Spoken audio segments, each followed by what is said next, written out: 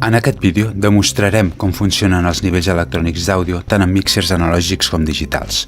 Començarem pel mixer digital X32 de Behringer. Per mirar els nivells analògics d'àudio, el primer que hem fet és fixar-nos en el datasheet del fabricant, que ens diu que el nivell nominal de sortida de taula és de més 4 dBus. Si calculem aquesta tensió, veurem que ens dona un nivell electrònic de 3,47 volts pic a pic. Fixeu-vos que en el càlcul hem tingut en compte que hi ha una relació de 2 arrel de 2 vegades entre els valors eficaços i els de pic a pic. Un cop ajustat aquest valor a la sortida de la taula, si ens fixem en el búmetre, ens marca un valor de menys 18 dBs fons d'escala, que és el que ens esperem segons la normativa de nivells digitals. El següent que farem serà pujar el valor del nivell de taula fins que veiem que hi ha un nivell de saturació en l'oscil·loscopi. Si ens tornem a fixar en el datasheet, veureu que el valor màxim que ens diu el fabricant al qual podem arribar abans de la distorsió és de més 21 dBus. Si ens fixem en la tensió màxima a la que hem arribat a l'oscil·loscopi és de 26,8 volts aproximadament, que si fem la conversió a dBus ens dona un valor de més 21 dBs, que és el que ens diu el fabricant.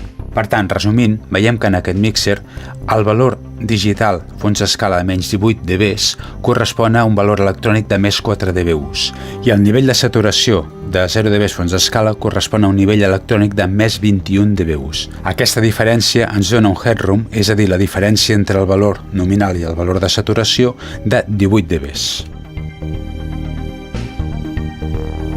A continuació, mesurarem els nivells electrònics d'un petit mixer analògic de la casa Behringer.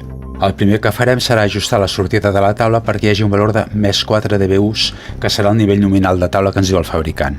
Si ens fixem en el búmetre de taula, veureu que aquest 0 dBs que ens està marcant correspon a més 4 dBus de valor electrònic, o el que és el mateix, una tensió de 3,44 volts de pic a pic.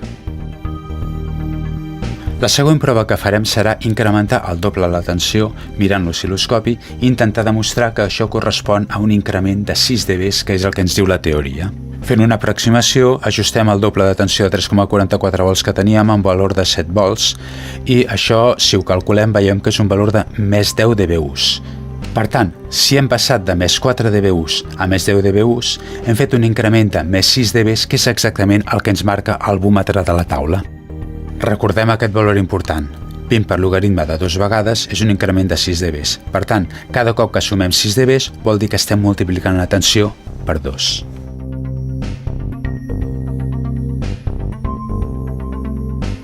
A continuació, pujarem el nivell electrònic fins que veiem una distorsió visible a l'oscil·loscopi. Per fer-ho, anirem pujant la tensió amb el fader principal. Veiem que ara el búmetre de taula ens marca saturació, però anem a fer l'ajust fi mirant l'oscil·loscopi, seguim pujant i veiem que en aquest punt ja tenim distorsió i ens quedem amb una tensió de 28 volts.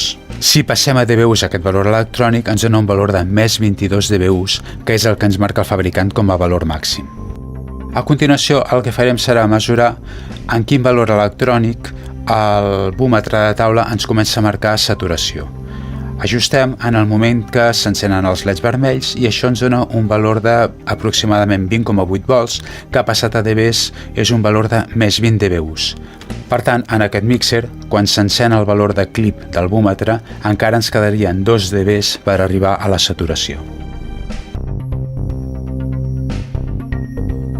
A continuació, intentarem demostrar que un increment de 20 dBs equival a multiplicar la tensió 10 vegades.